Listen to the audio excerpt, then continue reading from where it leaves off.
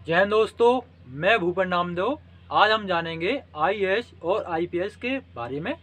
आज हम कुछ टॉपिक कवर करेंगे, जैसे कि आप बोर्ड पर देखिए, जैसे कि इन दोनों का फुल फॉर्म क्या होता है, किस एग्ज़ाम के थ्रू आप आईएएस और आईपीएस बन सकते हैं। ठीक है, आपकी ट्रेनिंग कितने साल की होगी, ट्रेनिंग ख़त्म करने के बाद आपको किस पद पर पहली पोस्टिंग कौन सी मिलेगी। फिर हम बात करेंगे इसको, मतलब ये आईएएस और जो आईपीएस है इनको कार्य क्या करना पड़ता है। फिर हम बात करेंगे इसकी सैलरी के बारे में, और फिर हम बात करेंगे इसकी हाईएस्ट पोस्ट क्या रहती है, और सबसे लास्ट में बात करेंगे इसकी फैसिलिटी के बारे में। तो अपन इतने टॉपिक कवर करेंगे। तो चलिए दोस्तों, वीडियो स्टार्ट करते हैं। सबसे पहले हम समझते हैं फुल फॉर्म के बारे में।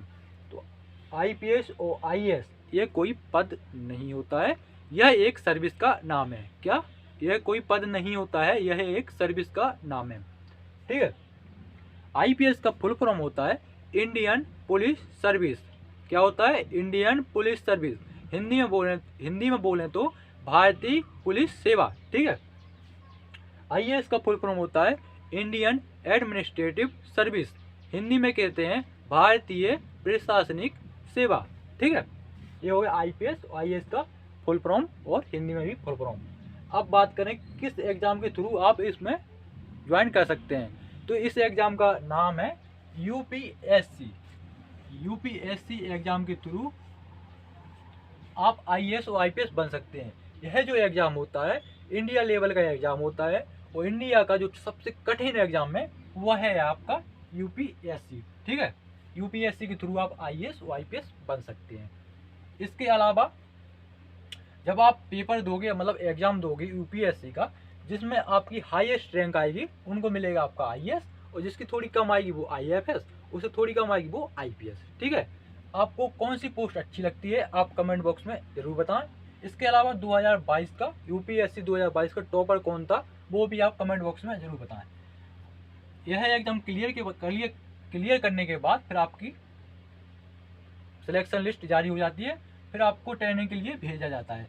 तो अगर आप आईपीएस में सिलेक्ट होते हो तो आईपीएस की जो ट्रेनिंग होगी वो 2 साल की होगी, और इसकी जो ट्रेनिंग आपको दी जाएगी वो दी जाएगी हैदराबाद में। हैदराबाद में एक एकेडमी है, उसका नाम है सरदार वल्लभ भाई पटेल पुलिस नेशनल एकेडमी, जो कि आपकी हैदराबाद में है। इसमें आईपीएस की ट्रेनिंग 2 साल की होगी। बात करें आईएएस की ट्रेनिंग के बारे में, तो आईएएस की ट्रेनिंग भी 2 साल की होती है। ये इसकी ट्रेनिंग होती है मसूरी में। मसूरी में एक एकेडमी है जिसका नाम है लाल बहादुर शास्त्री। ठीक है। लाल बहादुर शास्त्री एकेडमी, जो कि आपकी मसूरी उत्तराखंड में है। दोनों की ट्रेनिंग 2-2 साल की होती है। अब बात करें पोस्टिंग के बारे में। जब आप ट्रेनिंग खत्म कर लेते हो उसके बाद आपको कैडर अलाउड होता है। जो भी कैडर में आप प्रेफरेंस दिए होंगे वो आपको कैडर मिलेगा। तो पोस्टिंग आपको मिलेगी आईपीएस में मिलेगी आपको एएसपी की, पहली पोस्टिंग मिलेगी आपको एएसपी की। अगर आप आईएएस में सिलेक्ट हुए हो तो आपकी पहली पोस्टिंग मिलेगी आपको एसडीएम की। ठीक है। दोनों में आप 4-4 साल कार्य करोगे, इसमें 4 साल, इसमें 4 साल। तो आप 4 साल के बाद आईपीएस में बन जाओगे एसपी, जिसे हम जिले का कप्तान बोलते हैं, जिसे सुपरिटेंडेंट ऑफ पुलिस भी बोलते हैं। इसमें 4 साल कार्य करोगे तो बन जाओगे आप डीएम। ठीक है। अब बात करें हाईएस्ट पोस्ट के बारे में, उससे पहले हम जान लेते हैं वर्ग के बारे में। तो आईपीएस का जो वर्ग होता है वो होता है आपका लॉ एंड ऑर्डर को संभालना। इसके अलावा आपके ज़िले में कानून व्यवस्था को बनाए रखना। ठीक है। और आपके जो डिपार्टमेंट में कौन अच्छे से कार्य कर रहा है नहीं कर रहा उसका निरीक्षण करना। इसके अलावा आपको जैसे कि प्रधानमंत्री जी आए या मुख्यमंत्री आए तो उनकी सुरक्षा को प्रदान करना, यही आपका आईपीएस का कार्य होता है। अब बात करें आईएएस के कार्य के बारे में। तो आईएएस का जो कार्य होता है, अपने ज़िले में जितने भी आपके डिपार्टमेंट हैं उनको सबको देखना, कौन अच्छे से कार्य कर रहा है कौन अच्छे से कार्य नहीं कर रहा है, वो सब आपको देखना, निरीक्षण करना, यही आपका कार्य रहता है। इसके अलावा सरकार ने अगर कोई पॉलिसी या कोई योजना लागू की है तो उस पर अच्छे से कार्य हो रहा है कि नहीं हो रहा है, ये सब देखना आपका आईएएस का कार्य होता है। जो जिले का सबसे बड़ा जो होता है वो होता है आपका आईएएस, और कानून के मामले आईपीएस। ठीक है। अब बात करें सैलरी के बारे में, तो सैलरी आपको सेम ही मिलती है। ठीक है ना। दोनों यूपीएससी सेलेक्ट होते हैं, सैलरी आपको सेम मिलेगी। सैलरी मिलेगी आपको 56,100 रुपये। 56,100 रुपये। इसके अलावा बहुत सारे आपको अलाउंसेस दिए जाते हैं, TA D H R A महंगाई भत्ता, बहुत सारे। ठीक है। ये सभी अलाउंस मिला के आपकी सैलरी 90 से 1 लाख बनती है शुरुआत में। ट्रेनिंग के टाइम पे आपको 56,100 मिलेंगे। जब आप फील्ड वर्क में आ जाओगे तब आपको टिकट डी एच सब मिलने लगेंगे। तो आपकी सैलरी शुरुआत में बनेगी 90,000 से 1 लाख के बीच में, ठीक है। और जो आपकी हाईएस्ट सैलरी रहेगी जब लास्ट में आप रिटायर्ड के टाइम में जो आपकी सैलरी रहेगी वो रहेगी आपकी 2.5 लाख। कितनी रहेगी? 2.5 लाख, ठीक है। शुरुआत में 56,100 और हाईएस्ट सैलरी 2.5 लाख, ठीक है। अब हाईएस्ट पोस्ट के बारे में बात करें तो आईपीएस की जो हाईएस्ट पोस्ट होती है वो होती है आपकी डीजीपी, जिसका फॉल फॉर्म होता है डायरेक्टर जनरल ऑफ पुलिस। जो पूरे स्टेट में जो आपका पुलिस का जो मेन होता है वो होता है आपका डीजीपी, ठीक है ना। इसी के हिसाब से सारी पुलिस चलती है। और आपका आईएएस की हाईएस्ट पोस्ट के बारे में बात करें तो उसकी जो हाईएस्ट पोस्ट होती है वो होती है एक सिक्योरिटी की, जिसे हम कैबिनेट सिक्योरिटी बोलते हैं, ठीक है ना, सिक्योरिटी।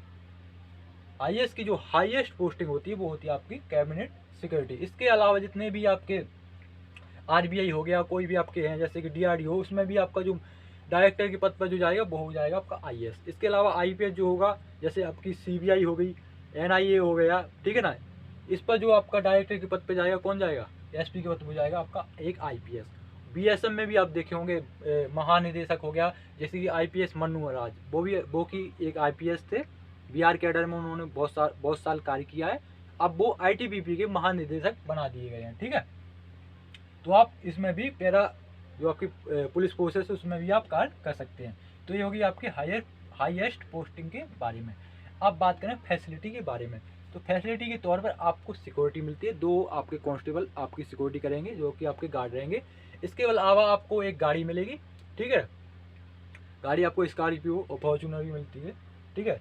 इसके अलावा आपको एक ड्राइवर भी दिया जाएगा, एक बंगला भी दिया जाएगा, ज़िले में एक अच्छा भारी बंगला दिया जाएगा, ठीक है ना, एक घर, जो कि आपको डीएम और एसपी को दोनों को मिलता है। इसके अलावा आपके बच्चों को भी फैसिलिटी दी जाती है, जैसे कि आपका पढ़ाई वढ़ाई की खर्चा सरकार उठाती है।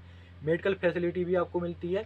इसके अलावा हवाई यात्रा भी आप मुफ्त में कर सकते हैं, ठीक है। तो ये थी कुछ जानकारी। अगर आपको कुछ डाउट हो तो आप कमेंट बॉक्स में कमेंट कर सकते हैं। वीडियो कैसा लगा कमेंट बॉक्स में ज़रूर बताएं। और एक चीज़ और बताएं कि आपको यूपीएससी में सबसे अच्छी पोस्ट कौन सी लगती है, जैसे कि आईएएस, आईपीएस और आईपीएस में सबसे अच्छी पोस्ट आपको कौन सी लगती है, वो आप कमेंट बॉक्स में ज़रूर बताएं। तो दोस्तों मिलते हैं किसी नई जानकारी के साथ, और मेहनत करिए। जय हिंद, जय भारत।